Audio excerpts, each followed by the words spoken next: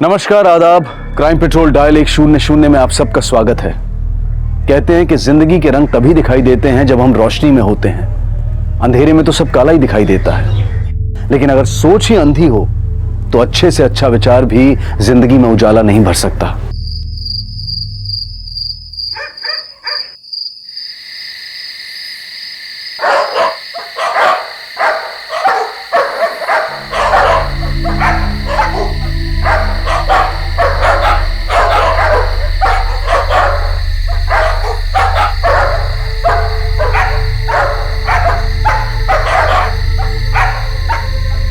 শোনো না, কোথায় তুমি? ऐसा कौन सा अर्जेंसी आ गया कि तुम शादी में नहीं गए? हाँ, और विशुदा कहाँ है? विशुदा को मैं शादी के पंडाल के बाहर छोड़ा है, वो आ जाएगी कल सुबह तक। अच्छा ठीक है, तुमको आने में कितना टाइम लगेगा? अरे बाबा, मैं भी आ जाऊंगा 3-4 घंटे में। चिंता मत करो, तुम सो जाना, ठीक है? ठीक है।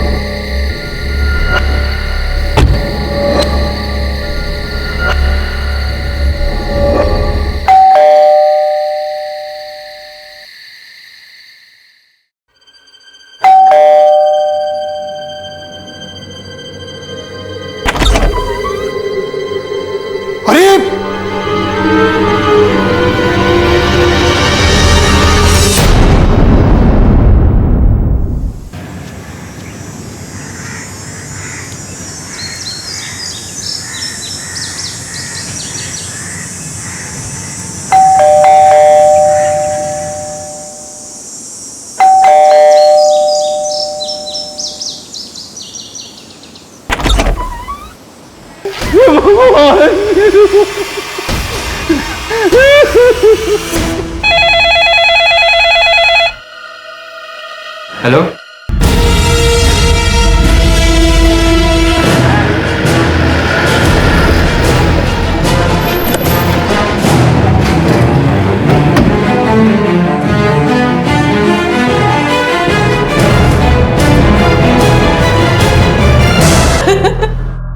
और एक छोटी भी है, शुरूबी, वो कोलकाता में है। आप कहाँ रहते हैं? इसी कॉलोनी में, थोड़ी दूरी पे। विशुदा जी, आप रात में कहाँ थी? हमारे रिश्तेदार के यहाँ शादी थी, मैं वहीं गई हुई थी। आपके पेरेंट्स नहीं गए थे शादी में? माँ का शरीर खराब था, बाबा गए थे, लेकिन उनको कुछ काम आ गया तो उन्होंने मुझे वहीं छोड़ दिया। जब मैं लौट रही थी तो चाचा का फोन आया था। जी, मुझे तो वो कन्हई ने बताया था। कन्हई कौन? दादा की कंस्ट्रक्शन कंपनी में काम करता है। सर, लगता है सारे मर्डर लूट के इरादे से किए गए हैं और सबको एक ही तरीके से मारा गया है। शायद किसी भारी चीज से वार किए गए हैं सबके सर पे। भूत प्रेत, काला जादू, ये सब तो अंधविश्वास के हथकंडे हैं। हत्या तो इंसान ही इंसान की करता है। प्रमिला, सुकेंदु और उनके सर्वेंट गणेश की हत्या भी किसी काले जादू का नहीं, बल्कि किसी की काली नीयत का ही परिणाम थी। साहब, हम जब सुबह आया घर पे तो दरवाजा खुला हुआ था, तो हमने उनके भाई को बताया। तुम तो सुकेंदु जी की कंस्ट्रक्शन कंपनी में काम करते हो ना? जी। तो सुबह सुबह यहाँ क्या कर रहे थे? हम यहाँ रोज दूध देने के लिए और मालकिन की पूजा के लिए फूल देने के लिए आता है। बनर्जी, बॉडीज को पोस्टमार्टम के लिए भेजो। सर,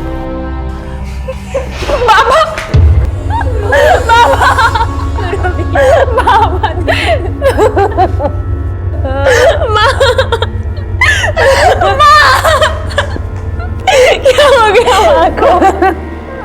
सर, मैं विशुदा का हस्बैंड हूँ और ये उसकी छोटी बहन सुरभि। आप लोग भी कोलकाता में रहते थे? ना सर, मैं आसनसोल में ही रहता हूँ। सुरभि को पिक करने स्टेशन गया था। सर, आसपास का एरिया सर्च किया, कहीं कोई सीसीटीवी नहीं है और लोगों से पूछताछ की, तब भी इस घर में किसी आने जाने वाला का कोई क्लू नहीं मिला। तो फिर डॉग स्क्वाड को बुलाओ। अगर ये काम इसी एरिया के किसी आदमी का है तो हो सकता है कोई लीड मिले।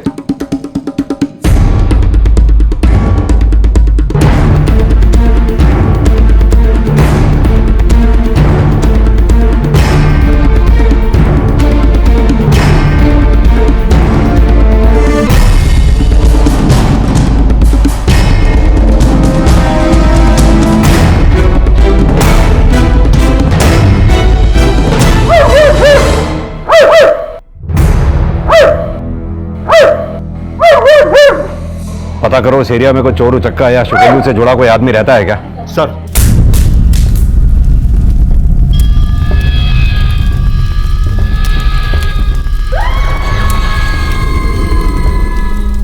सर, कन्हई भी इसी बस्ती में रहता है।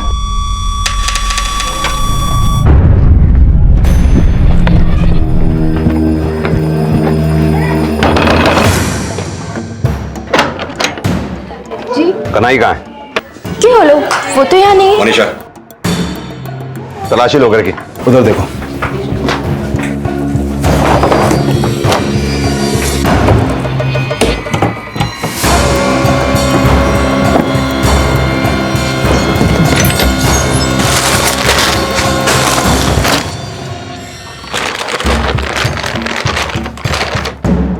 सर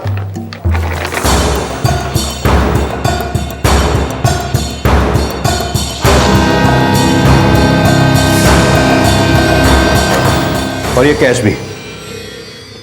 नहीं बोलेगा? बोल। साहब, मैंने किसी को नहीं मारा साहब। तो वो गहने और पैसे तेरे घर से क्यों मिले? साहब, वो सुबह सुबह हम घर गया तो मालकिन को सेठ जी को मरा हुआ देखा तो मेरे मन में लालच आ गई साहब। साहब, मैंने सिर्फ चोरी की, किसी को मारा नहीं है। सच सच बोल दे, वरना सच उगलवाना हम जानते हैं। साहब, उस बस्ती में तरुण भी तो रहता है, वो मार सकता है सेठ जी को। तो तरुण क्यों मारेगा? 3 महीने पहले सेठ जी ने उसे नौकरी से निकाल दिया था चोरी के इल्जाम में। माफ कर दो सेठ जी, दोबारा ऐसा गलती नहीं होगा। हमको नौकरी से मत निकालो। बस तरुण, अब तुझ पर बिल्कुल विश्वास नहीं कर सकता मैं। जाओ मेरी जाओ घर देखे, और आज के बाद अपनी शक्ल भी मत दिखाना मुझे। जाओ। फिर उसे किसी ने काम नहीं दिया, लेकिन वो 2 महीने पहले दोबारा सेठ जी के पास आया काम मांगने के लिए और गिड़गिड़ाने लगा। सेठ जी को उस पर तरस आ गया। सेठ जी, हमको हमारा गलती का एहसास हो गया सेठ जी। हम आपके पाँव पकड़ता है सेठ जी, हमको खाली एक मौका दे दो। ए, उठ उठ। सेठ जी, देखो, हम तुमको सुपरवाइजर तो नहीं रख सकता, लेकिन हाँ, अगर दिहाड़ी मजदूर करके काम करना चाहते हो तो आ सकते हो। जिस दिन आओगे 150 रुपए दूंगा। 150 रुपया? हाँ, 150 रुपया। वो हाँ तो बोल दिया था, लेकिन अंदर ही अंदर बहुत नफरत पाता था सेठ जी के लिए, क्योंकि सेठ जी ने उसे सुपरवाइजर से दिहाड़ी मजदूर बना दिया था। बहुत कड़वा बोलता था वो सेठ जी के बारे में। गनीमत है कि सेठ जी ने तुझे जेल नहीं भेजा और दोबारा काम पे भी रख लिया। तो क्या एहसान किया? साला हमको सुपरवाइजर से दिहाड़ी मजदूर बना दिया, हमारा मजबूरी का फायदा उठा रहा हूँ। देखना, एक ना एक दिन सुकेंदु सेठ को हम उसका औकात जरूर दिखा देगा उसको। मुझे पक्का यकीन है उसी ने ही सेठ जी को मारा होगा। चोरी के इल्जाम में निकाले गए चोर ने सिर्फ हत्या की और तूने चोरी। बेवकूफ समझता है हमें। सब मैं सच बोल रहा हूँ, मैंने किसी को नहीं मारा। इसकी तब तक खातिरदारी करो जब तक ये सच ना बोले। ये तरुण के घर की तलाशी लो और उसको बुलाओ, और हाँ, ये शुकेंदु के भाई को भी बुलाओ। सब।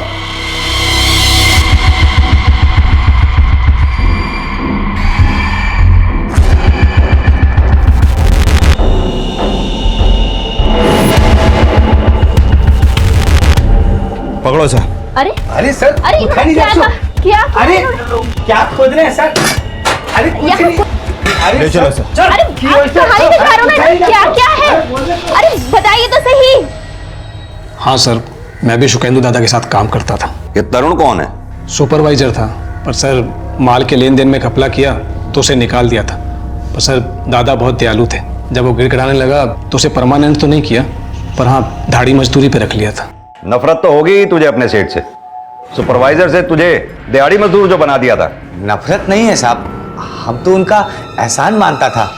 सब कुछ भुलाकर सेठ जी ने हमको वापस काम दिया साहब। तो तूने घपला किया था? हाँ, लेकिन अब हम सुधर गया है साहब। सुधर गए या अपने सेठ को मार के बदला ले लिया? ना साहब, वो कन्हई झूठा आरोप लगा रहा था साहब हम पर। हम कुछ नहीं किया साहब। तो फिर जिस रात तेरे सेठ सुकेंदु का मर्डर हुआ उस रात तू कहाँ पर था? हम अपना घर पर था साहब। चाहो तो आप हमारा पत्नी से पूछ लो। साहब वो उस दिन घर पर ही थे। वो चाहते तो चोरी कर सकते थे, लेकिन उन्होंने ऐसा कुछ नहीं किया। घर में खाने को राशन तक नहीं है। आप अगर उन्हें जेल में डाल देंगे तो मेरा और मेरे बच्चे का क्या होगा? चुप हो जाओ दीदी। विशुदा, सौरभी, तुम दोनों मेरे साथ मेरे घर पे चलो।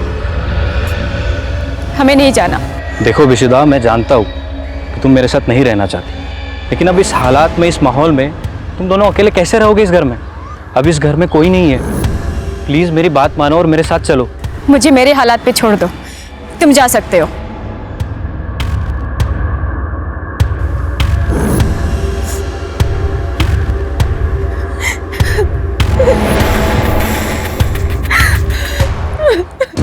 सर, तरुण के घर से ऐसा कुछ नहीं मिला जो इन मर्डर्स में उसका हाथ होने का कोई लीड थे। ये भी साफ है कि तरुण जरूरतमंद है। अगर ये मर्डर उसने किए होते तो वो चोरी भी कर सकता था, लेकिन चोरी कन्हई ने की। लेकिन ये भी तो हो सकता है कि कन्हई मर्डर चार्ज से बचने के लिए तरुण को दोषी ठहरा रहा हो सकता है सर, लेकिन बहुत मानने के बाद भी कन्हई ये नहीं कबूल रहा कि ये मर्डर उसने किए हैं। सर, ये भी तो हो सकता है कि कन्हई ने सिर्फ चोरी की, लेकिन मर्डर तरुण के बजाय किसी और ने, क्योंकि सुकेंदु बहुत बड़ा बिजनेसमैन था। हो सकता है काफी दुश्मन हो उसके। लेकिन बनर्जी, हत्या सिर्फ सुकेंदु या उसकी बीवी की नहीं हुई है, उनके नौकर गणेश की भी हुई है। इस गणेश से लेकर सुकेंदु के घर वालों के सबके कॉल रिकॉर्ड्स निकलवाओ। पता लगाओ सुकेंदु के परिवार में, रिश्तेदार में, व्यापार में ऐसा कौन है जिसके पास इन सबको मारने का मोटिव हो सकता है। सर, इस ट्रिपल मर्डर को सुलझाने के लिए सुकेंदु और उसके परिवार के दुश्मनों का पता लगाया जा रहा था, लेकिन वो औरत कौन थी जो काला जादू को इन हत्याओं की वजह ही नहीं मान रही थी, बल्कि इन हत्याओं से खुश भी थी? क्या उस औरत का सुकेंदु के परिवार से कोई कनेक्शन था?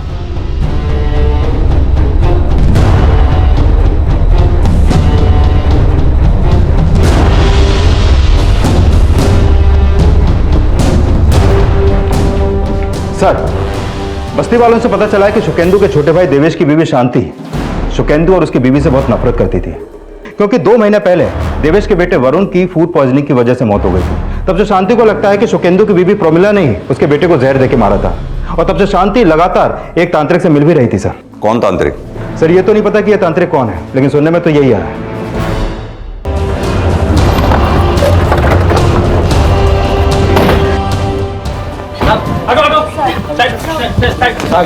हटिए। कहाँ है? आइए सर, अंदर बंद करके रखा हमने।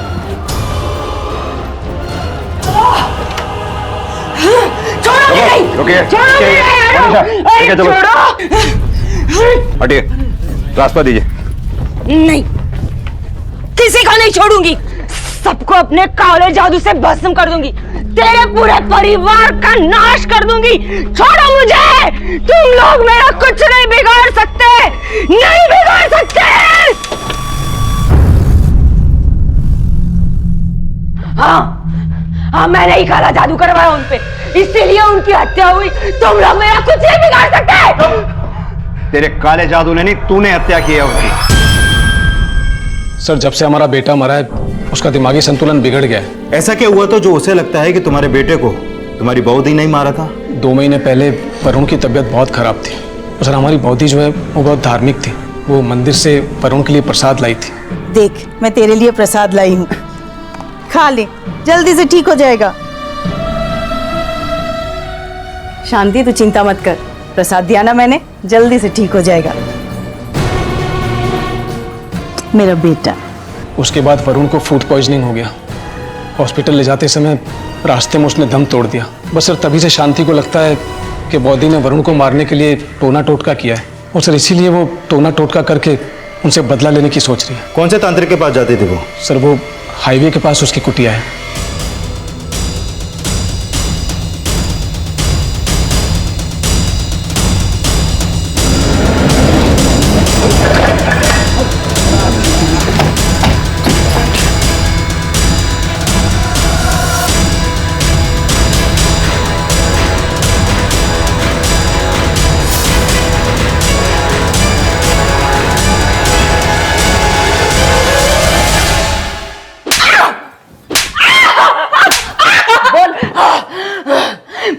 जाके गुड़िया गाड़ी थी उन पापियों के आंगन में,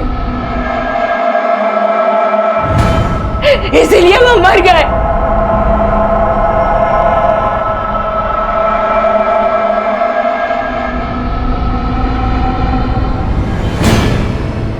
सर, हो सकता है शांति ने अपने अपराध को टोटके का नाम देके ये गुड़िया यहाँ पर गाड़ दी हो।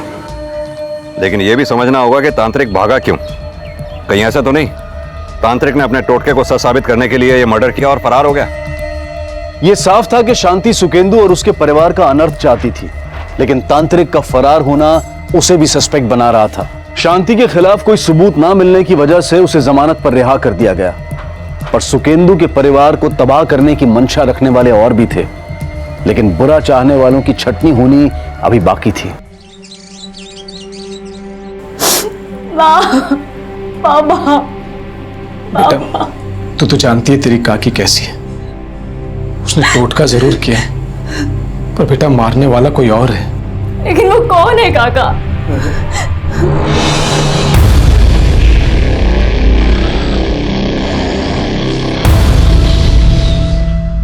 मर्डर का टाइम? सर, गणेश और प्रोमिला की हत्या रात 11 से 12 बजे के बीच हुई और रात 11 बजे तक सुकेंदु की फोन की लोकेशन शादी के वेन्यू की थी और ठीक 12:30 बजे तक सुकेंदु का फोन हीरापुर एरिया में एक्टिव था। सर, पता चला है सुकेंदु का एक छोटा भाई भी है। रात 12:30 बजे तक सुकेंदु का फोन जिस एरिया में एक्टिव था उस एरिया में उसके भाई का एक आश्रम है। आश्रम? वो सन्यासी है सर, भगवान की तरह पूछते हैं लोगों से, विजय बाबा के नाम से जानते हैं। ये देखिए सर, उस तांत्रिक की कुटिया उसके आश्रम से ज्यादा दूर नहीं। बनर्जी, कहीं ऐसा तो नहीं कि इस बिजॉय बाबा का इस तांत्रिक के साथ कोई कनेक्शन हो? लेकिन सर, तांत्रिक के कॉल रिकॉर्ड में तो ऐसा कुछ सामने नहीं आया, लेकिन सर हो भी सकता है। सर, बिजॉय बाबा की ये बात भी अजीब है, उनके भाई और बौदी को मरे 3 दिन हो गए, लेकिन वो उन्हें देखने तक नहीं आए।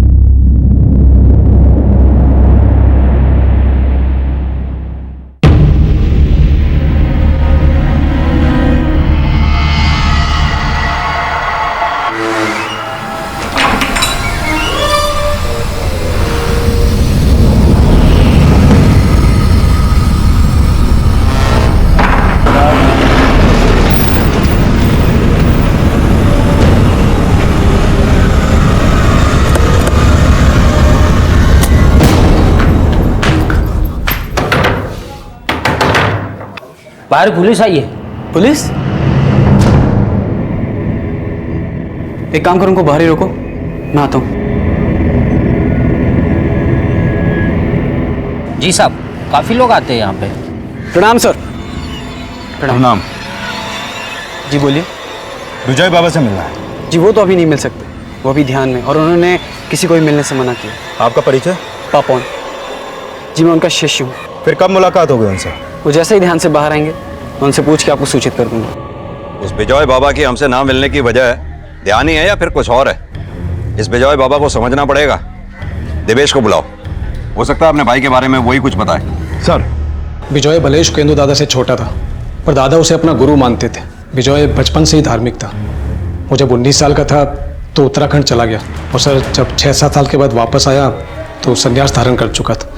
और सर उसे आश्रम बनाने के लिए जमीन दादा ने ही दी थी। हमने सुना है सुकेंदु ने आपके लिए भी काफी कुछ किया था, लेकिन आप पिछले 2 महीने से उसके यहाँ काम नहीं कर रहे थे। हाँ सर, वो अपनी बीवी की वजह से। सर उसने मुझसे जिद की कि मैं दादा और बहूदी से कोई संबंध ना रखूं, और सर इस बात से दादा और बहूदी भी बहुत दुखी थे। एक तरफ ये तांत्रिक की चेली शांति, दूसरी तरफ ये बिजॉय बाबा। सुकेंदु परिवार के हर सदस्य की कोई ना कोई कहानी है। सर, इन हत्याओं का मोटिव किसी न किसी घरवाले से जुड़ा हो सकता है, क्योंकि पैसा और जायदाद तो सिर्फ सुकेंदु नहीं बनाया, बाकी सब लोग तो उनके आगे पीछे घूमने वाले ही लगते हैं। ये सुकेंदु के पूरे परिवार की हिस्ट्री निकालो, सुकेंदु के बिजनेस का भी एंगल इन्वेस्टिगेट करो। हो सकता है उसके काम से ही जुड़े किसी आदमी ने सुकेंदु से दुश्मनी निकाली हो। सर, तांत्रिक का गायब होना अब भी रहस्य बना हुआ था, और वहीं यह भी खंगाला जा रहा था कि कहीं सुकेंदु और उसके परिवार से रंजिश निकालने वाला उसके कामकाज से जुड़ा कोई शख्स तो नहीं था, और सुकेंदु के पारिवारिक मसलों को भी इस अपराध से जोड़कर देखा जा रहा था। सर, हत्या से थोड़े दिन पहले सुकेंदु अपनी बेटी विशुद्धा को उसके पति के घर से ले आया था। वो चाहता था कि उसकी बेटी अपने पति नौरेन को तलाक दे दे। इस सिलसिले में वो एक वकील से भी मिल रहा था।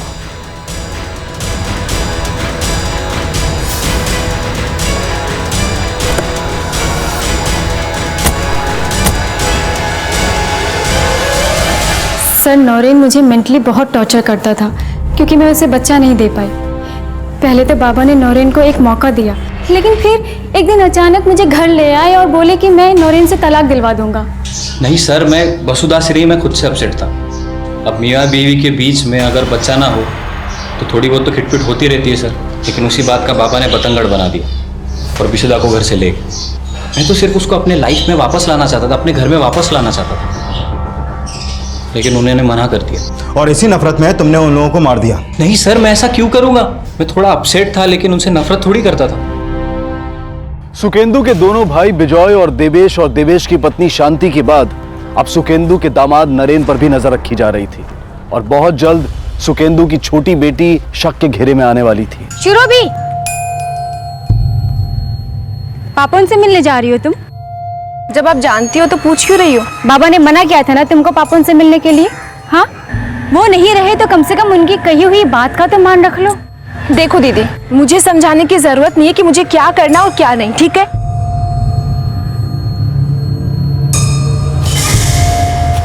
दीदी पैसे। मुझसे पैसे मांगेगा तू? अगर मुझसे पैसे मांगे ना तो काला जादू करके भस्म कर दूंगी तुझे। मेरी ताकत को जानता नहीं है तू।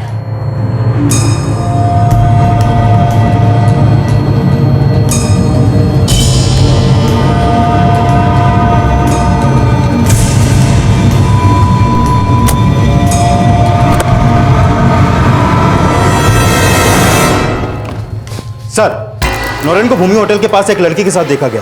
कौन लड़की? ये तो नहीं पता लगा, लेकिन हो सकता है उसका एक्स्ट्रा मैरिटल अफेयर हो और इसी वजह से सुकेंदु विशुदा को लेकर आया होगा। लेकिन विशुदा ने यह बात हमें पहले बताई क्यों नहीं? अगर नौरेन का किसी के साथ एक्स्ट्रा मैरिटल अफेयर है तो उसका सुकेंदु और उसकी बीवी को मारने के पीछे क्या मोटिव हो सकता है? सर, मोटिव का तो पता नहीं, लेकिन विशुदा की छोटी बहन शुरोभी का एक झूठ सामने आया है। सर, हमें बताया गया था कि जिस रात मर्डर हुआ उस समय शुरोभी कोलकाता में थी। एक छोटी भी है, शुरोभी, वो कोलकाता में है। लेकिन शुरोभी के फोन की लोकेशन के हिसाब से वो आसनसोल में ही थी और उसकी एक नंबर पे लगातार बात हो रही थी और इन दोनों फोन की लोकेशन आसनसोल की ही थी। पता करो कहीं वो नंबर नौरेन का तो नहीं है। सर, शांति, ये सब नहीं होगा मुझसे। एक बार कहा ना, करना पड़ेगा। मुझे सिद्धि प्राप्त करनी है। क्या हो गया है तुम्हें? मेरी समझ से तो बाहर होती जा रही हो तुम। लेक्चर मत दो, जितना कहा है उतना करो।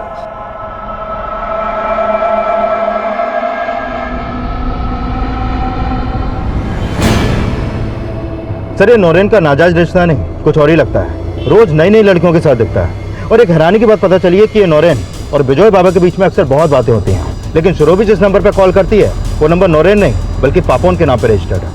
ये पापोन कौन है? बिजॉय बाबा का शिष्य। सर, पता चला है कि शुरोभी का आश्रम में बहुत आना जाना है।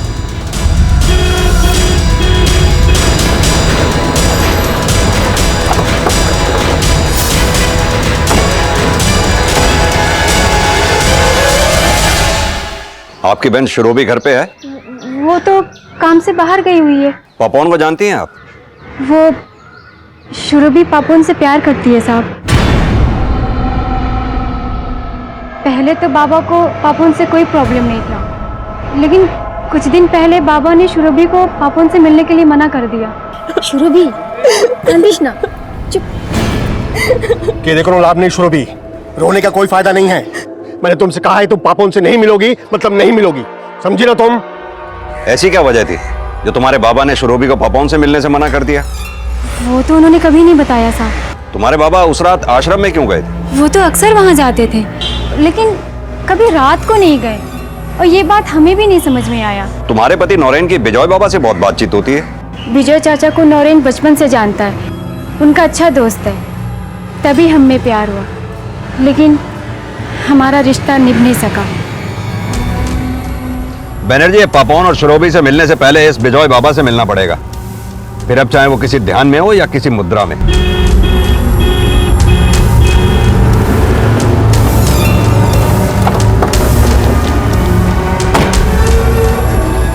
सर आप कहाँ जा रहे हैं? बिजॉय बाबा जी से मिलना है। सर गुरुजी ध्यान में है, वो आपसे नहीं मिल सकते? तोड़ दो उनका ध्यान। सर गुरुजी का ध्यान ऐसे नहीं टूट सकता। तो हम तोड़ देते हैं उनका ध्यान। रुकिए, आ रहा हूं मैं। उस रात शुकेंदु आपके आश्रम में आए थे? जी हाँ, आए थे। तकरीबन 12 साढ़े 12 बजे तक थे, बाद में चले गए। इतनी रात को उनके यहाँ आने की वजह? उन्हें कुछ तनाव था, उनके लिए पूजा करवानी थी। कैसा तनाव? सांसारिक तनाव। हालांकि मैंने उन्हें समझाया कि गृहस्थाश्रम है तो तनाव तो होना ही है, लेकिन फिर भी उनकी मन की शांति करने के लिए मैंने यज्ञ करवाया और बाद में वो चले गए। और आपके यज्ञ के बाद वो अपने घर गए जहाँ उनका मर्डर हो गया। क्या कनेक्शन है आपके यज्ञ और उनके मर्डर के बीच में? अभी मैं कैसे बताऊं सर? अपने भाई की मौत की खबर सुनकर अफसोस तो हुआ ही होगा। मैंने संसार की मोह माया का त्याग किया है। मेरे लिए हर मानव एक समान है। जैसे आप हो वैसे ही हमारा भाई, वैसे ही ये सब अन्य। और जनन मरण तो संसार का नियम है, उसे भला कौन टाल सकता है? आपके भाई अपनी मौत नहीं मरे हैं, मर्डर हुआ उनका। बनर्जी, इसे जानते हैं आप? जी नहीं, है तो कोई तांत्रिक लगता है। मेरा संपर्क तो साधु संतों से है, ऐसे तांत्रिकों से नहीं।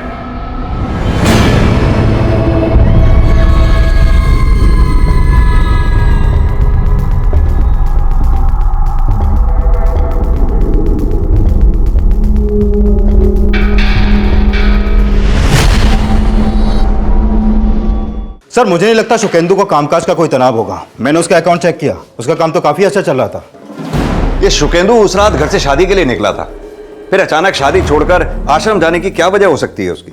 सर नौरेन, लड़कियां, आश्रम और विजय बाबा, कहीं ये एंगल प्रोस्टिट्यूशन से तो नहीं जुड़ा? ये नौरेन जिन जिन भी लड़कियों के साथ देखा गया है, पता करो उन लड़कियों का आश्रम या विजय बाबा से क्या कनेक्शन है। और ये श्रोबी और पापोन को भी बुलाओ। ये हत्या वाली रात उनके आसनसोल में होने का क्या राज है, ये हमारे लिए पता करना बहुत जरूरी है। सर शांति का पति देवेश आया है, बोला शांति नहीं मिल रही है। सर मेरी बीवी शांति आधी रात को पता नहीं कहाँ चली गई। सर बहुत ढूंढा मैंने उसे, पर कहीं नहीं मिल रही। शांति का गायब होना किसी नए अपराध का अंदेशा था। शांति की तलाश के साथ साथ सुकेंदु का दामाद भी नजर में था, और बहुत जल्द सुकेंदु के छोटे भाई विजय का नया किरदार भी सामने आने वाला था। लेकिन पहले सुकेंदु की छोटी बेटी सुरभि की भूमिका को खंगाला जा रहा था। तो तुम आश्रम में पापोन से मिलने जाती थी? सर मैं प्यार करती हूँ पापोन से। और तुम्हारे बाबा खिलाफ थे इस रिश्ते के, और हत्या वाली रात तुम कोलकाता में नहीं थी, तो क्या समझा जाए? हाँ सर, उस रात मैं पापोन के साथ थी और मैंने बाबा से भी झूठ बोला। तुमने सिर्फ झूठ ही बोला या फिर उनको मार भी दिया? क्योंकि वो तुम्हें पापोन से मिलने नहीं देते थे इसलिए। नहीं सर, मैंने नहीं मारा बाबा को। तो शुकेंदु श्रोबी को तुमसे मिलने से मना क्यों करता था? क्योंकि शुकेंदु को यह लगता था कि आश्रम की आड़ में विजय और नौरेन प्रोस्टिट्यूशन का धंधा करते हैं। प्रोस्टिट्यूशन? अब नहीं सर, मुझे इस बारे में कुछ नहीं पता। पुलिस ने जब विजय का इतिहास खंगाला तो आश्रम की आड़ में चल रहे प्रोस्टिट्यूशन रैकेट का पर्दाफाश हो गया।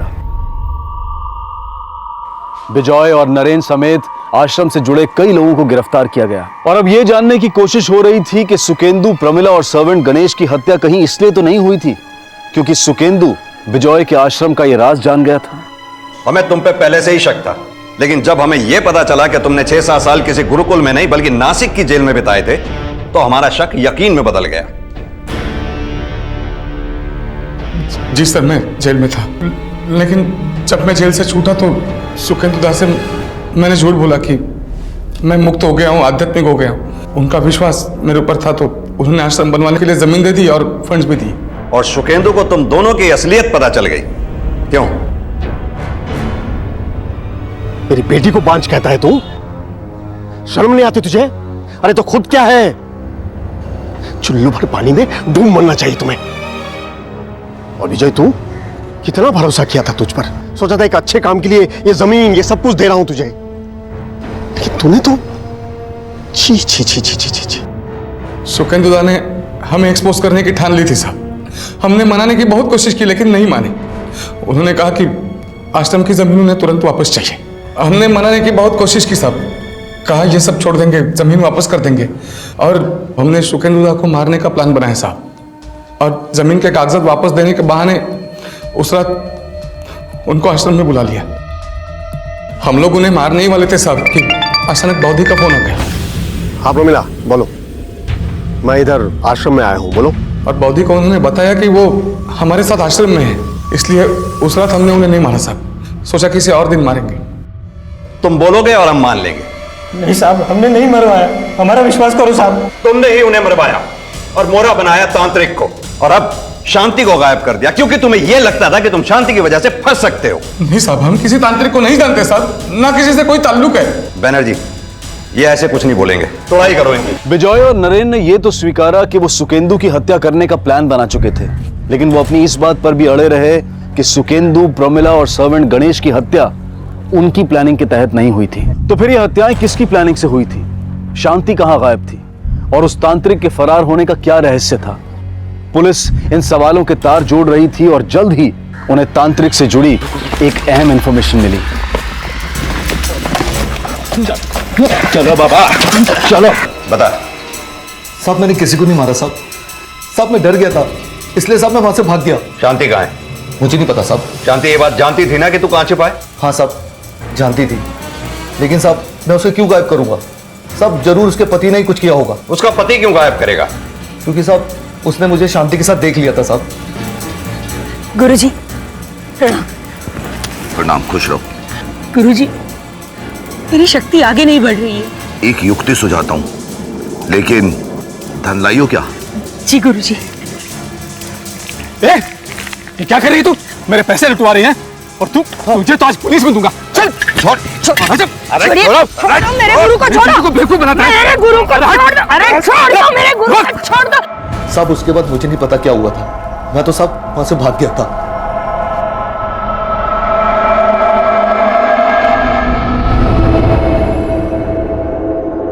तुम्हारी चुप्पी साफ साफ बता रही है कि तुम ही ने शांति को मारा है।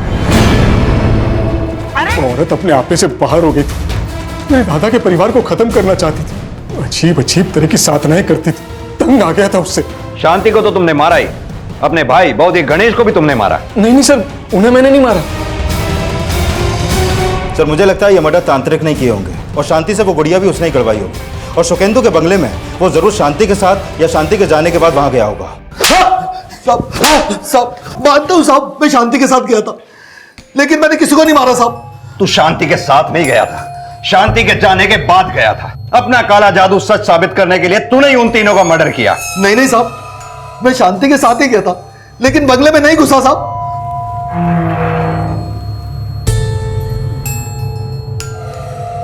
जा उस खंबे के नीचे जल्दी से काढ़ा, जा जल्दी जा। साहब उसके बाद मैं दीवार के पीछे छुप गया। मैंने देखा कि कंबल ओढ़े एक आदमी बंगले के अंदर जा रहा था। साहब मर्डर उसी ने किया होगा साहब। कौन था वो? साहब अंधेरा बहुत था, इसलिए मैं उसे देख नहीं पाया साहब। सर अगर तांत्रिक सच बोल रहा है तो कौन हो सकता है वो? कनाई? वो कनाई है या कोई और होगा उसी बस्ती का, लेकिन ऐसे कोई नहीं बताएगा, सच उगलवाना पड़ेगा। एक काम करते हैं, जो लोग भी अपने रेडार पे हैं सबसे अच्छी तरह से दोबारा पूछताछ करते हैं। सर सीसीटीवी में साफ दिखाई दे रहा है कि तुम ही वहां कमरे में घुसे थे। सर मैं नहीं गया था, वो तुम्हारा ही चेहरा था उसमें। सीसीटीवी फुटेज में तू ही था ना? मैं नहीं था सर। देख सच सच बोल। अगर तू नहीं तो उस सीसीटीवी फुटेज में तेरा भूत है क्या, तो तेरे सेठ के घर में कंबल ओढ़ के घुस रहा है? सीसीटीवी? देख तरुण, तेरा भांडा फूट चुका है। हमें पता चल चुका है कि तूने ही अपने मालिक, मालकिन और गणेश का कत्ल किया है। हम तो साहब। बनर्जी उगलवाओ से सच।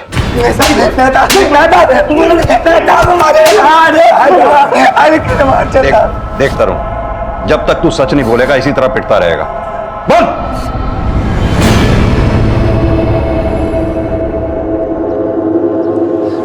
सेठ जी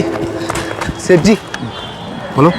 सेठ जी हमारा पत्नी का डिलीवरी है सेठ जी, तो 10,000 रुपया उधार दे सकते हैं?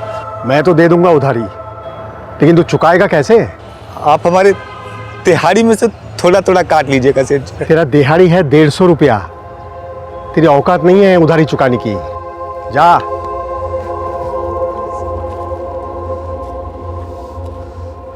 साहब इतना कमाता था, 10,000 रुपया क्या बड़ा बात था उसके लिए, लेकिन उसने साहब हमको नीचा दिखाया। तभी हमने सोचा साहब उसका घर में हम चोरी करेगा। हमको पता था साहब कि वो उसका पत्नी और उसका बेटी शादी में बाहर गया हुआ है और घर में गणेश अकेला होगा। तरुण तुम? अरे दादा वो नींद नहीं आ रहा था ना, तो सोचा आपके पास समय बिताता हूँ। सेठ जी घर पे नहीं, बाद में आना।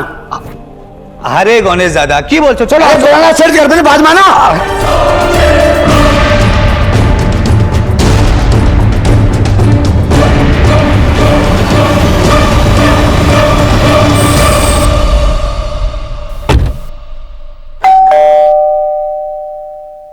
अपराधी कितना भी शातिर क्यों ना हो, एक ना एक दिन अपने जाल में फंस ही जाता है। कोई सीसीटीवी फुटेज नहीं है हमारे पास। हाँ, और तुझे क्या लगता है तेरे सेठ ने तुझे चोरी करते पकड़ के तुझे बेइज्जत किया था? नहीं, उल्टा तेरे सेठ ने तेरे पे तरस खा के अपने यहां तुझे दिहाड़ी मजदूर बनाया। इतना ही नहीं, बल्कि तेरी बीवी की डिलीवरी के लिए उसने 10,000 रुपए भी छोड़े थे। कन्हई ने जो तेरे सेठ के यहां से गहने और नकदी चुराए थे, हमने उसके घर से बरामद किए, और उसी सामान में हमें एक लिफाफा मिला जिस लिफाफे के अंदर 10,000 रुपए थे, जो शायद तेरे सेठ ने तेरी बीवी की डिलीवरी के लिए छोड़े होंगे।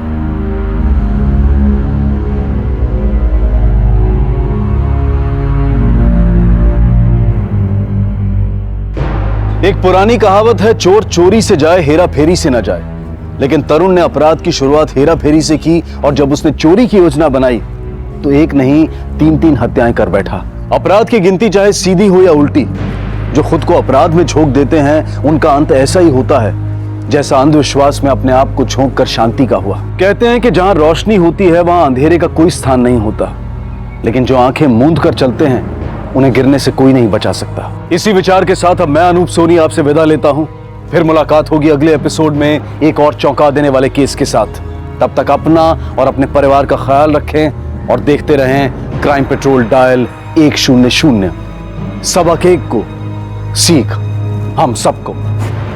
जय हिंद। नमस्कार, आदाब। क्राइम पेट्रोल डायल 100 में आप सबका स्वागत है।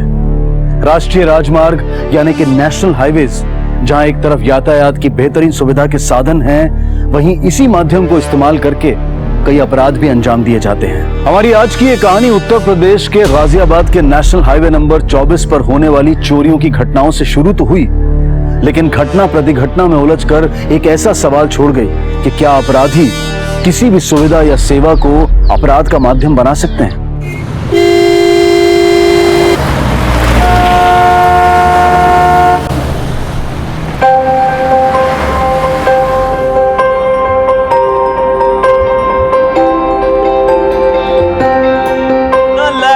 मोबाइल फोन कंप्यूटर नहीं आता है, माता जी से कर लो चैट, आज जगराता है।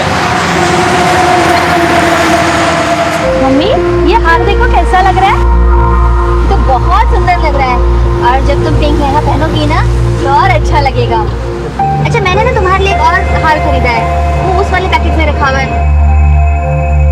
अरे अरे पप्पू बेटा, क्या कर रहे हो? है इतनी जल्दी किस बात की, तुमको बताओ। चीनी का मतलब जानते हो? शुगर। कम हुआ तो मुसीबत, और ज्यादा हुआ तो भी मुसीबत। हाँ, क्या समझे? सही भैया जी, एकदम सही।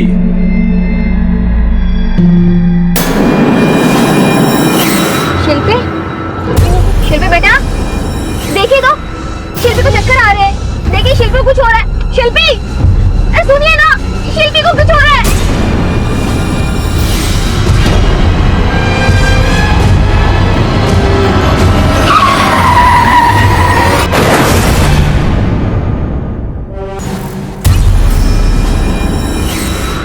जी नहीं, बैग तो एक भी नहीं मिला गाड़ी में। हमारे जीवन भर की कमाई उस बैग में थी, अगर वो हमें नहीं मिला तो हम तो बर्बाद हो जाएंगे। अब शांत हो जाइए, पहले मुझे शुरू से ये बताइए कि हुआ क्या था। हम लोग अपनी बेटी की शादी के लिए शॉपिंग करके वापस आ रहे थे, तभी रास्ते में सर थोड़ा सा भारी लगने लगा था, और फिर हमें पता ही नहीं चला कि कब अचानक हम बेहोश हो गए। आपने रास्ते में कहीं कुछ खाया या पिया था? हाँ हाँ, हम लोगों ने नित्य भंडारा में खाना खाया था।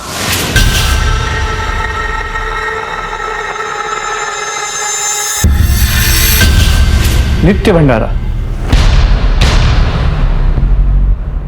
सर ये योगेश शर्मा है। याद है, ये हमें NH24 पे मिला था। 3 अप्रैल को जब भी अपनी बाइकिंग ट्रिप से वापस आ रहा था तो इसे अचानक ब्लैकआउट हो गया और इसका एक्सीडेंट हो गया। और जब इसे होश आया तो इसका मोबाइल, घड़ी, वॉलेट सब कुछ चोरी हो चुका था। सर इसने भी नित्य भंडारा में ही खाना खाया था। तब हमें लगा कि ज्यादा ट्रैवलिंग की वजह से बेहोश हो गया होगा, और चोरों ने मौके का फायदा उठा के सब कुछ चुरा लिया। और तब हमारे पास नित्य भंडारा का कोई लिंक भी नहीं था। तरुण, अगर एक आध आदमी के साथ ऐसी कोई घटना होती तो बाई चांस हो सकती थी, लेकिन 3 लोग, कोई ना कोई कनेक्शन तो जरूर है इन सारी लूट और इस भंडारे में। भंडारे के बारे में पता लगाओ। सर,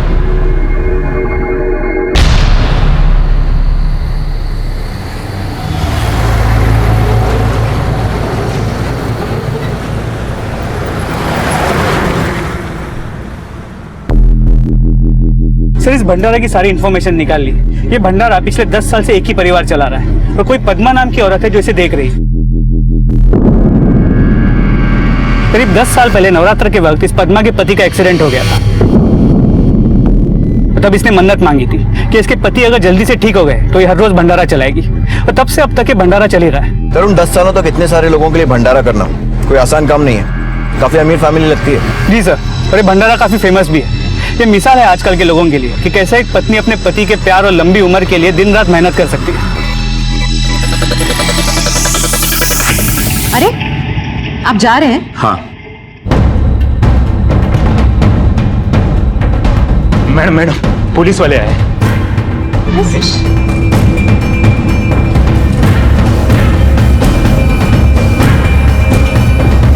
सर, मुझे लगता है आप लोगों को कोई गलतफहमी हो रही है। इन चोरियों से हमारे भंडारे का कोई लेना देना हो ही नहीं सकता। सर, हम खानदानी अमीर हैं, हमें ऐसा कुछ करने की बिल्कुल जरूरत नहीं है। ईमानदारी से लोगों को खाना खिलाते हैं और पुण्य कमाते हैं। लेकिन जिन सभी लोगों के साथ लूट की वारदात हुई है, उन सभी ने आपके इस भंडारे में खाना खाया था, और उनकी ब्लड रिपोर्ट ये साबित करती है कि उनके खाने में कोई नशीला पदार्थ मिला हुआ था। सर, ऐसा भी तो हो सकता है कि नशीली दवाई किसी और ने खाने में मिलाई हो। रोज सैकड़ों लोग आते हैं यहाँ पर। अब किसकी नीयत कैसी है क्या पता लगता है, कोई भी हो सकता है। आपके भंडारे में खाना बनाने वाले भी हो सकते हैं, क्योंकि ना तो वो आपकी तरह खानदानी रईस हैं और शायद इतने अच्छे दिल वाले भी नहीं हैं। सर, लेकिन खाना मेरा बेटा बनाता है, आकाश, और उसे किसी चीज की क्या कमी हो सकती है जो ये सब करेगा। कहाँ है आकाश? बुलाइए। वो आज सुबह से दिख नहीं रहा। वो रोज सुबह 5 बजे घर से चला जाता है भंडारे का सामान अरेंज करने। फिर बाद में मैं भी जाके उसका हाथ बटाती थी, लेकिन आज जब मैं आई तो वो था नहीं। सारा काम आधा अधूरा पड़ा था। आज का खाना मैंने और पप्पू ने बनाया। मैंने उसे ढूंढा, उसके नंबर पे भी कॉल किया, पर उसका फोन अनरीचेबल जा रहा था। बस आता ही होगा, किसी काम में फंस गया होगा। कई बार सप्लायर्स डिलीवरी लेट कर देते हैं तो खुद ही जाना पड़ता है उसको। कमाल है। पहले जो लोग आपके भंडारे में खाना खाते हैं वो बेहोश हो जाते हैं, फिर उनके साथ लूट की वारदात होती है, और अब आपका बेटा आकाश जो कि भंडारे में खाना बनाता है वही गायब है। गायब नहीं हुआ, आ जाएगा। मैंने कहा ना किसी काम में फंस गया होगा। मम्मी, पापा, पापा, क्या हुआ? कोई है? क्या हुआ बानी? क्या हुआ? शक की पगडंडी को टटोलते हुए पुलिस राष्ट्रीय राजमार्ग पर इस नित्य भंडारा को चलाने वाले परिवार तक पहुंच गई। निश्चल, निस्वार्थ ये परिवार पूरी श्रद्धा के साथ इस भंडारे को चला रहा था, लेकिन आकाश की अचानक हुई मौत ने कई सवाल खड़े कर दिए। भंडारा में खाना खाने के बाद जिस परिवार का सामान लूटा गया था, क्या आकाश की मौत में उनका कोई हाथ था? क्या ये सारा किया धरा आकाश का था, जिसने पकड़े जाने के डर से अपनी जान दे दी? या फिर उन शातिरों का खेल था जो अब समझ चुके थे कि उनका राज पुलिस के सामने खुलने वाला है और उन्होंने उसे मौत के घाट उतार दिया? या फिर ये किसी अंदरूनी साजिश की चिंगारी थी जो अब शोला बनकर फट पड़ी थी? सिर्फ लूटपाट का दिखने वाला यह केस आकाश की मौत से एक संगीन मोड़ पर आ गया था। आखिर हाईवे पर होने वाली इन चोरियों की सच्चाई क्या थी? क्या हकीकत में भंडारे से जुड़े लोगों का इससे कोई लेना देना था? आकाश की अचानक हुई मौत के पीछे आखिर कौन से राज दफन थे?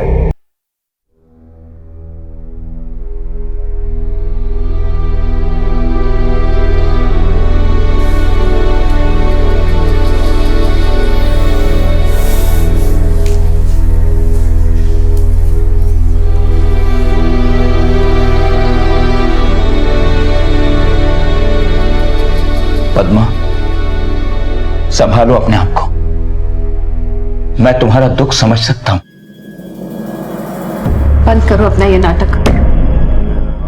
तुम्हें आज तक मेरी फिक्र थी ही कब? और आकाश के जिंदा रहते भी तुमने कभी उसकी परवाह ही कहाँ की? जाओ यहां से।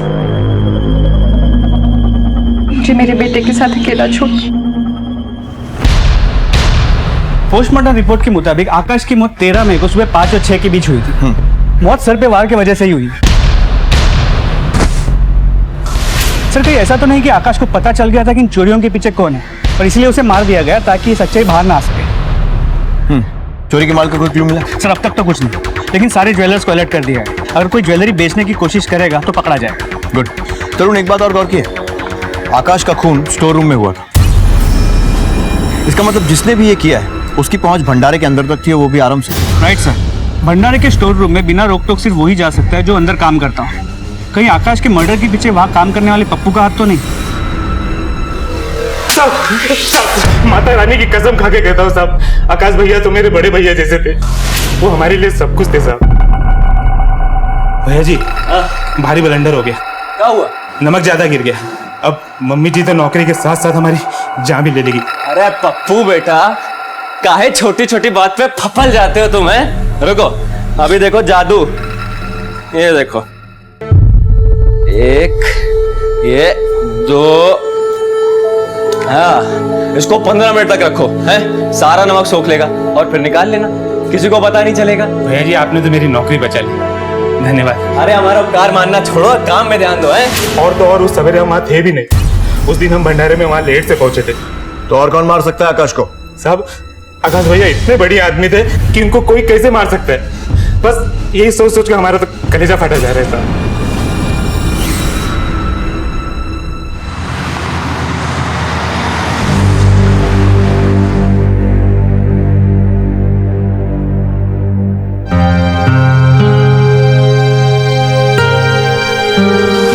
ये ले आकाश, पालक। आकाश, क्या हुआ? सब ठीक है ना? हाँ माँ, सब ठीक है। तो फिर कितना तेज बुखार है तुझे? आकाश, मुझे बताया क्यों नहीं? और क्या जरूरत थी यहाँ आने की आज? हाँ माँ, आप चिंता मत करो, मैं ठीक हूँ। मैं कुछ नहीं सुनने वाली। ला मुझे दे। छोड़िए सब, मैंने कहा ना, छोड़िए सब। तू घर जाके आराम कर, मैं यहाँ पे काम खत्म करके वहीं आती हूँ। नहीं माँ, आप जाओ, मैं सब देख लूंगा। बहुत जिद्दी है तू, हमेशा अपनी बात मनवाता है मेरा बच्चा।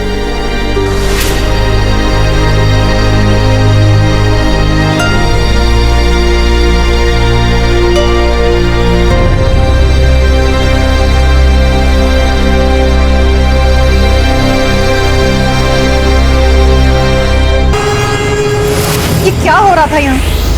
तुम यहाँ? तुम्हें शर्म नहीं आती? इसी जगह पे तुम्हारा भाई और तुम?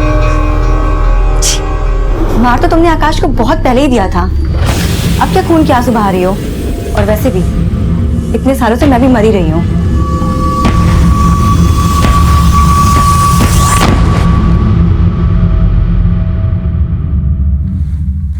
तो सभी इंफॉर्मेशन को क्रॉस चेक किया तो दो बातें पता चली। पहली ये कि पप्पू सच बोल रहा, उस दिन वो भंडारे में काफी लेट पहुंचा था। और दूसरी बात ये कि जब हमने आकाश के कॉल रिकॉर्ड्स को चेक किया, पता चला कि वो एक नंबर पे बहुत ज्यादा बात करता था। वो नंबर किसी सीमा शुक्ला के नाम पे रजिस्टर्ड है। सर, ये उसकी फोटो है जो हमें टेलीफोन कंपनी ने भेजी है।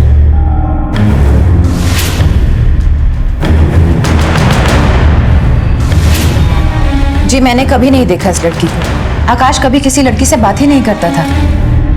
भंडारे का रसोइया होने की वजह से उसने कसम खाई थी कि वो मांसाहारी खाना, शराब और लड़की, इन सब चीजों से दूर रहेगा। लेकिन आकाश के कॉल रिकॉर्ड्स तो कुछ और ही बता रहे हैं। उनके हिसाब से वो लगातार इस लड़की के टच में था।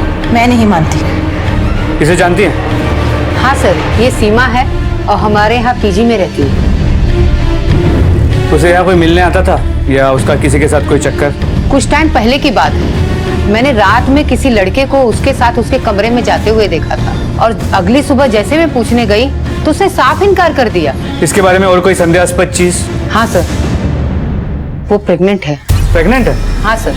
इसकी शादी हो चुकी है? सर, मैंने पूछा था पर उसने जवाब नहीं दिया, बात को टाल दिया। ये सीमा इस वक्त कहाँ है? ये तो मैं भी नहीं जानती। आज सुबह से वो मुझे नहीं दिखी। मैं उसे फोन कर रही थी, उसका फोन स्विच ऑफ आ रहा है। अगर वो घर आया, उसका फोन आया, हमें इत्तला कर दीजिएगा। जी सर।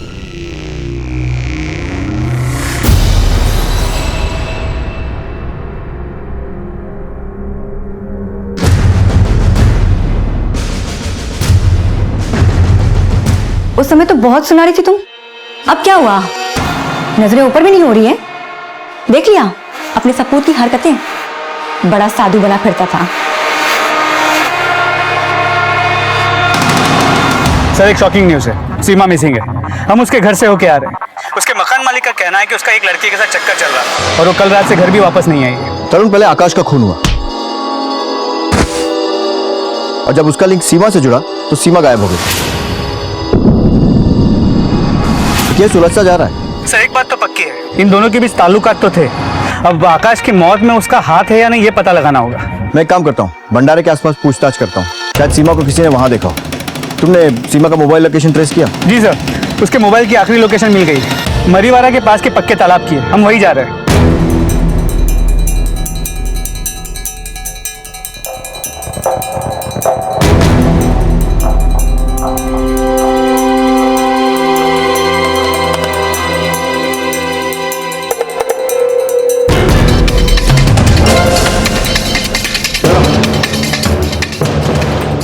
लड़की को देखा कहीं?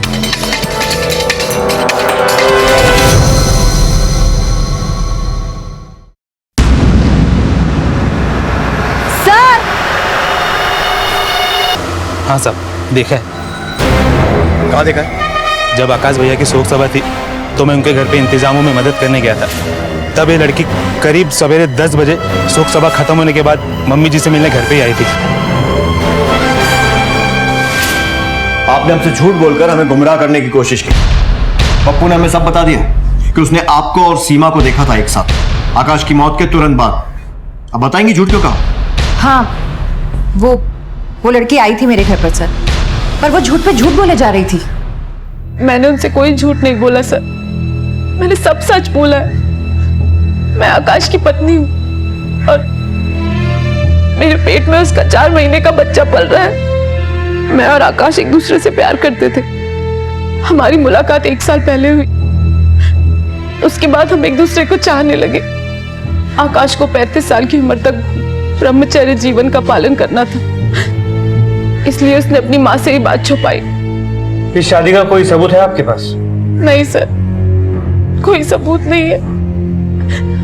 हमने छुप के मंदिर में शादी की थी और अपनी माँ के डर के मारे आकाश ने कोई फोटो भी नहीं खींची। जब मुझे आकाश की मौत के बारे में पता चला तो मैं उसके घर गई थी और मैंने उसकी माँ को सब सच सच बताया, पर उन्होंने मेरी एक भी नहीं मानी और मुझे धक्के दे के वहां से निकाल दिया। सर मेरा बेटा मुझे कभी धोखा नहीं दे सकता। क्या सबूत है उस लड़की के पास?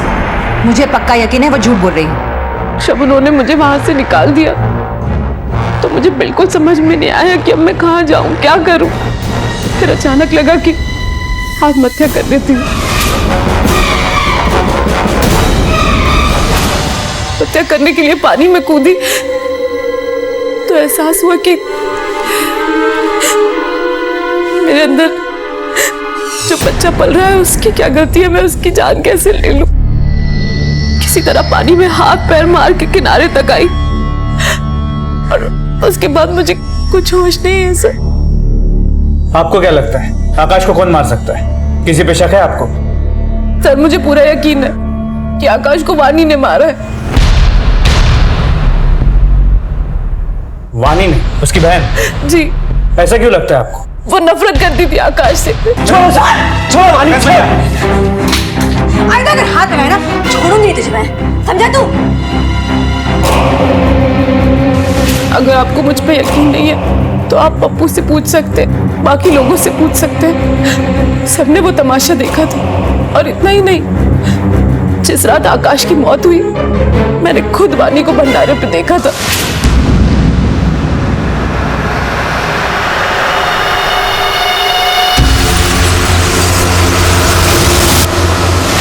सर मैं और आकाश भंडारे के पास एक जगह मिलते थे। आकाश ने मुझे भंडारे में आने के लिए सख्त मना किया हुआ था। मैं वही आकाश का इंतजार कर रही थी। मैंने बहुत देर इंतजार किया, उसे फोन भी लगाया पर वो नहीं आया। इसके बाद मैं वापस चली गई। दूसरे दिन जब मैं वापस वहां पहुंची तो आकाश की लाश। मैं बिल्कुल यकीन से कह सकती हूँ सर, मेरे आकाश को वानी नहीं मारा है। सर ये सब बकवास है। मैं अपने भाई से नफरत क्यों करूंगी? मैं तो उससे प्यार करती थी। और सर हर घर में झगड़ा होता है, नोक-झोंक होती है, पर इसका मतलब ये नहीं कि मैंने अपने भाई को जान से मार दिया। अगर ऐसा है तो उस रोज आधी रात को भंडारे में जाने की वजह? सर मैं अपने बॉयफ्रेंड से मिलने गई थी और आप लोग को यकीन नहीं हो रहा तो आप मेरे बॉयफ्रेंड से पूछ सकते हैं। और आप लोग मुझ पे क्यों शक कर रहे हैं? उस रात सीमा भी तो वहीं पर थी। क्या पता उसने आकाश को मार दिया हो। सर ये वाणी तो बड़ी टेढ़ी चीज लगती। और कहानी में ये सीमा का ट्विस्ट हमें किसी अलग ही डायरेक्शन में ले जा रहा है। देखा जाए तो आकाश और सीमा एक रिलेशनशिप में, कहीं उन दोनों के बीच कोई अनबन हुई हो तो? तरुण, ये भी तो हो सकता है कि हाईवे पर हो रही चोरियों में वानी का हाथ है, जिसके बारे में आकाश को पता चल गया और वानी नहीं आकाश को। पर बड़ा सवाल यह है कि वानी खुद एक अमीर बाप की बेटी है, जिसे कम से कम पैसों की कमी तो नहीं होगी, फिर वो ये सब चोरियां क्यों करेगी? इस केस में आरोप प्रत्यारोप का एक ऐसा खेल शुरू हो चुका था जिसकी वजह से पुलिस अब तक सच्चाई से दूर थी। इस केस का हर एंगल उन्हें एक ऐसी गली में ले जा रहा था जिसके आगे सिर्फ डेड एंड नजर आ रहा था। इतना तो साफ हो गया था कि परिवार में रिश्ते जहर भरे थे, कोई भी किसी को भी नुकसान पहुंचा सकता था। आखिर आकाश को किसने और क्यों मारा? क्या सीमा अपने और आकाश के रिश्ते के बारे में सच बोल रही थी? हाईवे पर होने वाली चोरियों का राज क्या था? सवाल कई थे लेकिन जवाब के इंतजार में थे।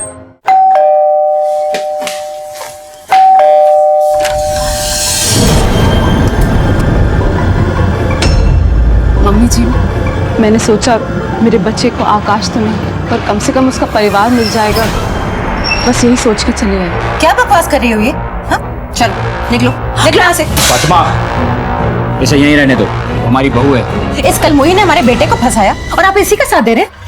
तमाशा मत करो, तुम्हारी भंडारे में चलती है वही बहुत है। ये घर मेरा है, मैं निर्णय करूंगा कि यहाँ कौन रहेगा कौन नहीं। चलो बेटा। अरे लेकिन लेकिन कुछ नहीं कहा ना मैंने। चलो बेटा। सर सभी जगह पूछताछ की, इलाके के सभी मंदिरों में भी चेक की, लेकिन सीमा और आकाश की शादी का कोई सबूत नहीं मिला। मुझे लगता है कि सीमा झूठ बोल रही। और वानी के बैंक अकाउंट डिटेल्स? तो वो भी चेक किया, लेकिन उसके अकाउंट में कुछ नहीं मिला, सभी अकाउंट्स खाली है। लेकिन इन्वेस्टिगेशन के दौरान एक इंटरेस्टिंग बात सामने आई, सारी प्रॉपर्टी और बैंक बैलेंस आकाश के नाम है, वानी के नाम पे कुछ भी नहीं। ऐसा क्या? वो भी तो उस घर की बेटी है। जब यही सवाल मैंने उनके फैमिली लॉयर से बोला तो एक नया एंगल सामने आया। क्या? हमें पता चला है कि वानी आपकी नाजायज बेटी है, क्या है सच? जी हाँ, ये सच है। बहुत साल पहले मुझसे गलती हो गई थी, वानी उसी का नतीजा है। मुसीबत तो तब हो गई जब वानी की माँ गुजर गई और उसे मुझे अपने साथ लाना पड़ा। तब पद्मा को मेरे अफेयर के बारे में पता चला, लेकिन मैंने इन्हें माफ कर दिया और वानी को अपनी बेटी के रूप में एक्सेप्ट कर लिया। घंटा एक्सेप्ट किया इन लोगों ने मुझे। 14 साल से ये लोग जिसे घर बोल रहे हैं वो घर नहीं, एक मकान है, और उस मकान में सड़ रही हूँ मैं। घर दीवारों से नहीं, घर वालों से बनता है, और यहाँ सारे रिश्ते नाते सब कुछ फेक है। वो मेरी सो-कॉल्ड मॉम नफरत करती है मुझसे, मेरी जिंदगी नरक बनाती है। और वो मेरा बाप, साला एक नंबर का डरपोक, वो कभी कुछ नहीं बोलता, एक पैसा तक नहीं देता कि मैं अपने लिए कुछ अरेंज कर सकूं। ये लोग दुनिया के सामने जैसा दिखाते हैं ना, वैसे बिल्कुल नहीं है, बहुत चालू हो गई है। वानी की आदतें खराब थी, इसलिए हम में से कोई भी उसे सपोर्ट नहीं करता था। हाँ सर, और इसकी लत भी मुझे इन लोग की वजह से लगी थी। जब आपको आपकी फैमिली में प्यार नहीं मिलेगा, इंपॉर्टेंस नहीं मिलेगी, तो क्या करेगा इंसान? मैंने भी यही किया, इन सब चीजों में अपनी इंपॉर्टेंस बनाई। अपने एडिक्शन का बहाना मुझे मत दो। जब नशे के लिए घर से पैसे नहीं मिल रहे थे तो भंडारे के खाने में दवा मिला के लोगों को लूटने लगे। जब आकाश को पता चला तुमने उसे रास्ते से हटा दिया। मैं इस घर में अकेली नहीं हूँ जिसके साथ आकाश का रिश्ता खराब था। वो मेरा बाप, उसकी भी नहीं बनती थी उससे। बहुत बहुत शुक्रिया बहन जी, खाना बहुत स्वादिष्ट था आपका। धन्यवाद, दोबारा आइएगा और यहाँ का लाभ उठाइएगा। हाँ, जय माता दी। जय माता दी। आकाश, हाँ माँ, तुझे पता है आज भंडारे में लगभग 200 लोग आए थे और कहीं भी जरा सी भी कोई भी गड़बड़ नहीं हुई, और ये सब सिर्फ तेरी वजह से। थैंक यू माँ। मैं बहुत खुश हूँ कि तू इन जैसा नहीं है। इन जैसा? क्या मतलब क्या तुम्हारा? क्या बोलना चाहती हो? ये मत भूलो कि ये भंडारा मेरे पैसों से चलता है, क्योंकि मैंने चलने दिया अब तक। अरे तुम्हारी औकात नहीं है एक वक्त की रोटी भी कमा सको। आप कुछ ज्यादा ही बोल रहे हैं। माँ से आपको ऐसे बात करने की जरूरत नहीं है। तू समझाएगा मुझे?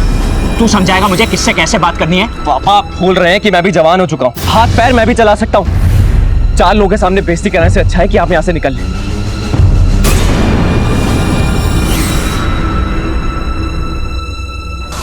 वानी के पास बहुत स्ट्रांग मोटिव है आकाश को मारने का। घर का और कोई मेंबर तो नहीं बचा। आकाश के पिता महेश? मोटिव का तो पता नहीं, फिर भी चेक करो। कई बार अंधेरे में चलाए तीर भी निशाने पर लग जाता है। सर। मिल गई तसल्ली तुम्हें? इतने साल तक मैंने सच को छुपा के रखा था, मिला दी ना सारी इज्जत मिट्टी में। अच्छा ही हुआ, मैं भी इस नाटक से परेशान हो गया था।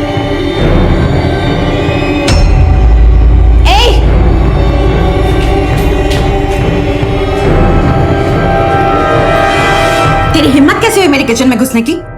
तू मेरे बेटे की बीवी नहीं, रखेल है रखेल। ये बच्चा भी उस वाणी की तरह नाजायज है और मैं नहीं मानती कि मेरे बेटे का बच्चा है। तो फिर आप जो चाहे कर सकती हैं मेरे साथ, लेकिन मैं ये घर छोड़कर नहीं जाऊंगी और ना ही अपने बच्चे को कुछ होने दूंगी। ए सुन! पुलिस ने महेश से जुड़ी हर छोटी बड़ी इंफॉर्मेशन को जमा किया, हर सिरे को तलाशा, घर, भंडारा और ऑफिस के सारे रिकॉर्ड्स चेक किए और हाथ लगे कुछ पुख्ता सबूत। सर, महेश के बारे में इंटरेस्टिंग बातें पता चली। 11 में, मतलब आकाश के मर्डर से 2 दिन पहले, उसके मोबाइल की लोकेशन सीमा के घर की थी। मतलब महेश को सीमा और आकाश के अफेयर के बारे में मालूम था। एक और बात, सीमा के घर के लीज एग्रीमेंट में विटनेस में महेश का नाम है और ये लीज एग्रीमेंट आकाश और सीमा के रिलेशनशिप से बहुत पहले की, करीब 2 साल पहले की। मतलब सीमा ने महेश को भी फांस के रखा हुआ था और महेश उसने अपने बेटे की गर्लफ्रेंड से ही। हो सकता है उसने सोचा हो एक बार तो बीवी को धोखा दे ही दिया, तो एक और बार सही। तरुण, फिर तो पॉसिबल है कि इस मर्डर की वजह ये अफेयर ही। मैं सीमा को बचपन से जानता हूं, वो मेरे दोस्त की बेटी है। मैं तो उसकी मदद कर रहा था सर, ताकि जीवन में वो कुछ कर सके। मेरे दोस्त और उसकी पत्नी के जाने के बाद वो बिल्कुल अकेली रह गई थी। क्या आपको सीमा और आकाश के अफेयर के बारे में मालूम था? सर, आकाश के पापा महेश अंकल को हमारे अफेयर के बारे में शुरू से ही पता था। इनफैक्ट शुरू में तो आकाश को ये लगता था कि मेरे और महेश अंकल के बीच में कुछ चल रहा है। लेकिन सर, जब उसे यकीन हो गया कि मेरा और सीमा का रिश्ता बहुत पवित्र है, तो फिर वो दोनों अब एक दूसरे के करीब आ गए। तरुण, वानी के पास सबसे ज्यादा रीजन है आकाश को मारने का। कहीं ये खून उसी ने तो नहीं किया? मुझे नहीं लगता कि अपने खुद के बेटे को मारने के लिए मोटिव काफी है। हेलो, क्या? ठीक है, हम आते हैं। सर, ये केस तो उलझता जा रहा है, अब वानी मिसिंग है।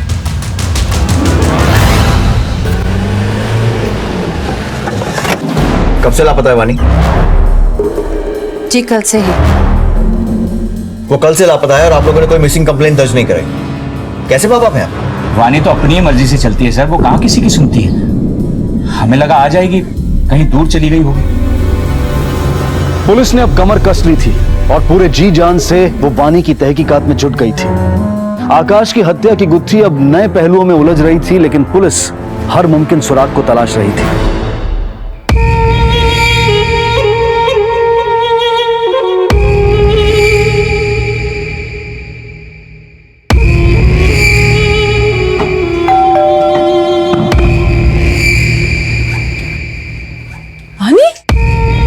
मानी, क्या हुआ तुम्हें? अरे संभालो अपने आप को।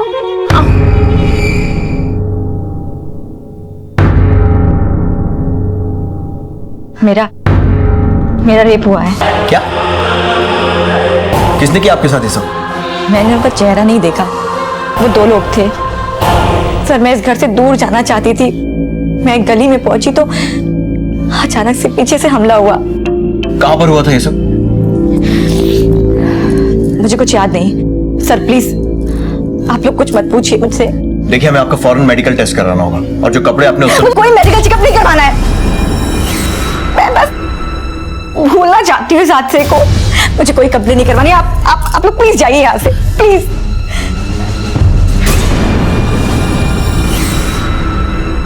आखिर क्या हुआ था वानी के साथ? क्यों वानी अपने बलात्कारी के खिलाफ कोई कंप्लेंट नहीं करना चाहती थी? क्या वो कोई राज छिपाना चाहती थी? बाहर से शांत दिखने वाले इस परिवार के अंदर के कोलाहल ने पुलिस की जांच को मुश्किल में डाल दिया था। तरुण, इतना सब होने के बाद भी वानी अपने आप वापस आती है, ना कुछ बताती है और ना ही कोई कंप्लेंट दर्ज करती है। मुझे लग रहा है कि कुछ छुपा रही है, वरना मेडिकल टेस्ट के लिए मना क्यों करती है? सर, हो सकता है कि वानी के साथ रेप हुआ ही ना हो, उसने खुद अपने आप को घायल किया हो ताकि वो विक्टिम कार्ड प्ले कर सके और हम उस पर शक ना करें।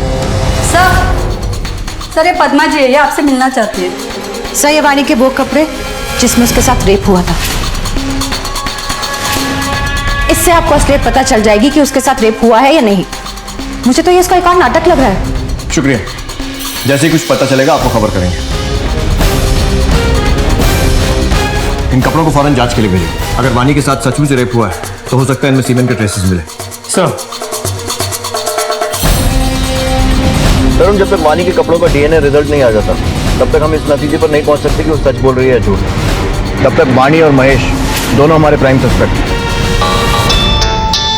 हेलो, ठीक है, हम अभी आते हैं। सर, किसी ने चोरी की ज्वेलरी बेचने की कोशिश की और हमारे कांस्टेबल ने ज्वेलरी शॉप ओनर की मदद से उसका स्केच बनवा लिया है। सर, ये तो मुन्ना है। ये हमारे भंडारे में काम किया करता था, लेकिन 8-9 महीने पहले हमने इसे निकाल दिया था। निकालने की वजह? वैसे तो ये आकाश का खास था, लेकिन मैंने इसे चोरी करते हुए रंगे हाथों पकड़ लिया था। ये हमारे भंडारे में से सामान चुराकर बाजार में सस्ते दामों पे बेचा करता था। ये मुन्ना रहता कहाँ? तरुण, एक बात समझ में नहीं आ रही। अगर मुन्ना को इतने महीनों पहले भंडारे से निकाल दिया गया था तो फिर भंडारे के खाने में नशीली दवा मिलाकर हाईवे पर चोरियां कौन कर रहा था? सर, ये भी तो मुमकिन है कि भंडारे में अभी काम करने वाले किसी आदमी को मुन्ना ने अपने साथ मिला लिया। पॉसिबल है।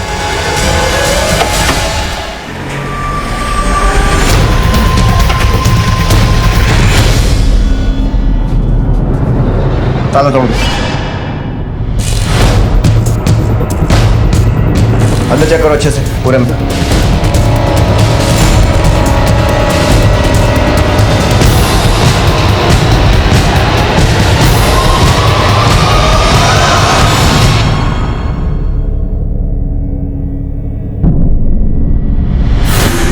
कि एक के बाद एक कई अपराधों के खुलासे हो रहे थे। और क्या आकाश और मुन्ना को मारने वाला शख्स एक ही था? क्या वजह थी जिसके कारण मुन्ना और आकाश को अपनी जान गंवानी पड़ी? क्या इन हत्याओं का वानी से कोई लेना देना था? इन सारे हादसों के तार एक दूसरे से जुड़े हुए थे या नहीं, ये कह पाना बहुत मुश्किल था। लेकिन पुलिस अपनी पूरी ताकत के साथ इस केस के हर पहलू पर अपनी कड़ी नजर बनाए हुए थी। सर, पोस्टमार्टम रिपोर्ट के अनुसार मुन्ना के सर पे किसी भारी चीज से वार किया गया था और जो बियर की बोतल हमने फोरेंसिक्स में भेजी थी उसमें सिर्फ मुन्ना की फिंगरप्रिंट्स मिली। तरुण, महेश ने बताया था कि मुन्ना आकाश का खास आदमी था। वैसे तो ये आकाश का खास था, लेकिन मैंने इसे चोरी करते हुए रंगे हाथों पकड़ लिया था। कहीं ऐसा तो नहीं कि इन चोरी में मुन्ना का ही हाथ था, जिसके बारे में आकाश को पता चल गया और राज छुपाने के लिए मुन्ना ने ही आकाश को मार दिया। लेकिन फिर मुन्ना को किसने मारा? आकाश की पिछले 10 महीने की हिस्ट्री निकालो। पता करो कि नौकरी से निकाले जाने के बाद मुन्ना और आकाश टच में थे या नहीं। सर,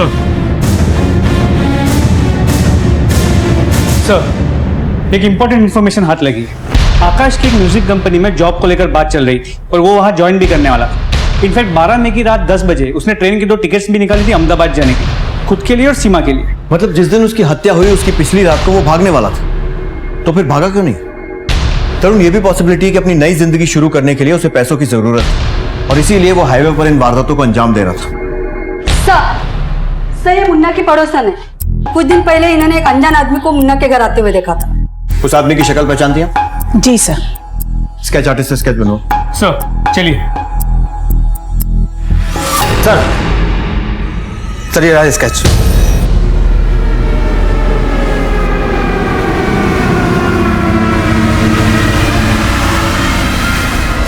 मैं बताता हूँ सर, बताता हूँ। उन चोरियों में मेरा ही हाथ था सर। भंडारे में जो भी थोड़ा पैसे वाला दिखता था। मुन्ना को नौकरी से निकालना भी मेरा ही प्लान था, ताकि मैं उसे इस काम के लिए इस्तेमाल कर सकूं। कई सालों से भंडारा चला रहे हो ना, तो इतने सालों के बाद ऐसा कौन सा पहाड़ टूट पड़ा कि लोगों को लूटने की नौबत आ गई? सांस लेना मुश्किल हो गया था मेरा, सिर्फ एक गलती की वजह से। कौन सी गलती? ये भंडारा जो है सारी दुनिया के सामने पति पत्नी के प्रेम की निशानी था, और दरअसल था वो एक तमाचा जो मेरे मुंह पर रोज पड़ता था। उसने मेरी नाजायज बेटी वानी को घर के अंदर तो ले लिया, पर कभी अपनाया नहीं, न खुद उसके पास गई, न मुझे उसके पास जाने दिया। तभी मैंने तय कर लिया कि ये भंडारा बंद करके उसका सर शर्म से नीचे झुका दूंगा। और किसी और को पता न चले इसलिए मुन्ना को भी मार दिया? मैंने मुन्ना को नहीं मारा, मैं तो उससे चोरियां करवाता था बस। 17 मई को कहां थे? हापुड़ में था सर, मुझे पता है आप लोग मेरा विश्वास नहीं कर रहे हैं, आप अपने तरीके से पता कर सकते हैं। मैं सच बोल रहा हूँ। 17 तारीख को पूरा दिन वो हापुड़ के होटल में ही था। मुझे नहीं लगता कि मुन्ना के खून में उसका हाथ है। सर, एक और बात, वानी के कपड़ों की प्रिलिमिनरी रिपोर्ट आ गई, उससे प्रूव होता है कि उसके साथ रेप हुआ था।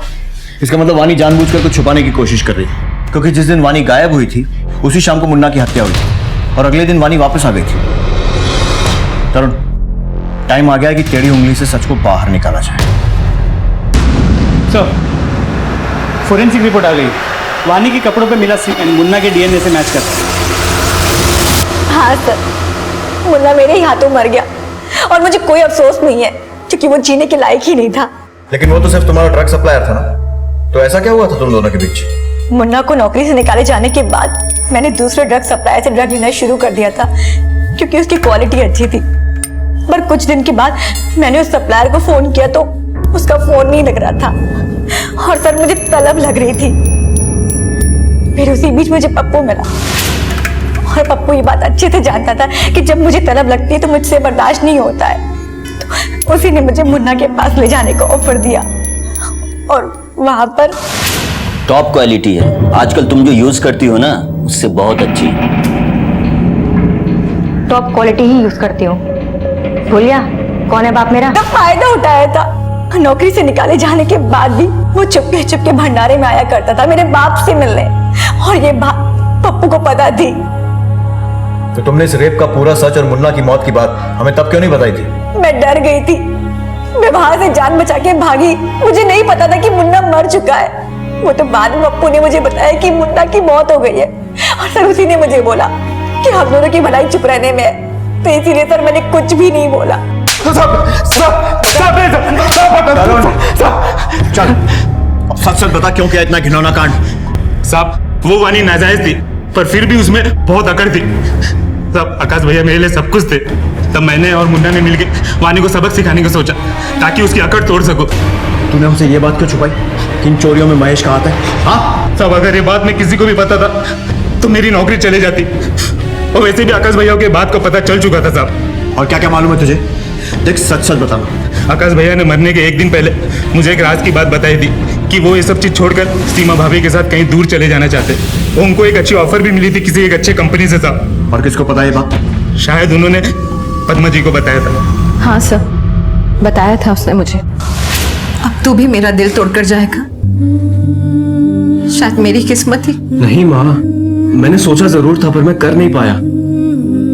मैं कहीं नहीं जा रहा हूँ माँ, आपके पास ही रहूंगा। सच? हाँ।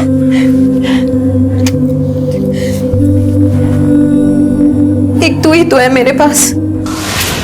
फिर क्या हुआ? अच्छा, फिर मैं अपने कमरे में चली गई और अगले दिन सुबह मेरा बेटा। सर, अगर ये पद्मा सच बोल रही है और आकाश ने नौकरी के लिए जाने से और घर छोड़ने से सच में मना कर दिया था, तो फिर तो एक ही शख्स बचता है। कोई और रास्ता नहीं बचा था सर मेरे पास। बिना शादी के बच्चा कैसे पैदा करती? मैं और आकाश यहाँ से जाने वाले थे, एक नई जिंदगी की शुरुआत करने वाले थे, लेकिन आकाश, आकाश, तुम घर क्यों नहीं आए? मैं घर पे तुम्हारा इंतजार कर रही थी। हम जाने वाले थे ना आज।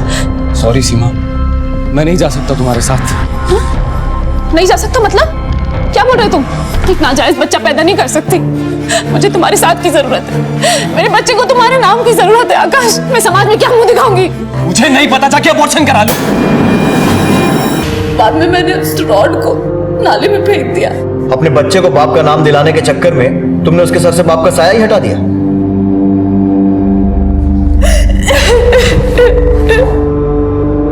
एक दूसरे को ना समझ पाने की वजह से कितनी ही जिंदगियां बर्बाद हो गई। अगर इंसान अपनी सोच को, अपने दिल को थोड़ा सा बड़ा करे तो मामले सुलझ सकते हैं। इसी विचार के साथ अब मैं अनूप सोनी आपसे विदा लेता हूं। फिर मुलाकात होगी अगले एपिसोड में एक और चौंका देने वाले केस के साथ। तब तक अपना और अपने परिवार का ख्याल रखें और देखते रहें क्राइम पेट्रोल डायल 100। सबक एक को, सीख हम सबको। जय हिंद। इस तरह के और भी एपिसोड देखने के लिए हमारे चैनल को सब्सक्राइब करें और बेल आइकन दबाना ना भूलें।